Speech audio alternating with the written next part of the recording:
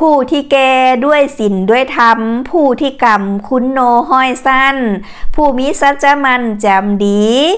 อาจารย์สุกจะเว้าซ่าๆนะเพื่อผู้อยากจดนะผู้มีสัจจะมันจำดีหลอนว่าลูกหลานนี่หากได้มีความผิดพลาดพังได้ไปบ่สร้างยางบ่งามได้ประพฤติในทางที่บ่ชอบได้ตอกถ้อยเถียงความได้ทิมกะบุงกายหน้าได้ทิมกะซ่ากายตาทางต่อหน้าและรับหลังโดยเจตนาก็ดีและบ่เจตนาก็ดี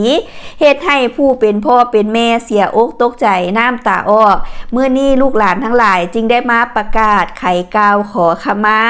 ขอให้ขันสมมาขันนี้จงเปรียบเสมือนขวัญดวงก้าผ้าดวงคมตัดเสียกรรมมั่งเสียเวรแต่นี่ต่อไปภายหน้าบ่ให้ลูกหลานเหลนนี่มีบาปมีเวรมีกรรมขอผู้เป็นพ่อเป็นแม่จงได้โปรดอโหสิกรรมให้แก่ลูกหลานด้วยเถิดขอพรประเสริฐจงมากุ้มกวมงำทานผู้มีศีลมีธรรมจงอยู่ยืนยาวมันขอให้สุขห้อยสั้นเสมือนดังภาษีให้อยู่ดีดังพระเจ้าอยู่เท่าอยู่แก่สุขะแข็งแห้งกินข้าวให้หวานจานแกงให้แซ่บกินข้าวมดทอไข่เป็ดให้เจ้าหน้าไม่กินข้าวมดทอไข่ไก่ให้เจ้าหน้าแดงให้ลูกหลานหุ่มหักหุ่มแพงเบิงแยงแรงเศร้าอย่ามีความโศกเศร้าอุกอังในใจคันว่าเจ็บนอกในให้ถอนหายเสียทิมให้เจ้าได้ซื่นเซลให้เจ้าได้ซื่นสมหัวยิ้มสุขกายใจ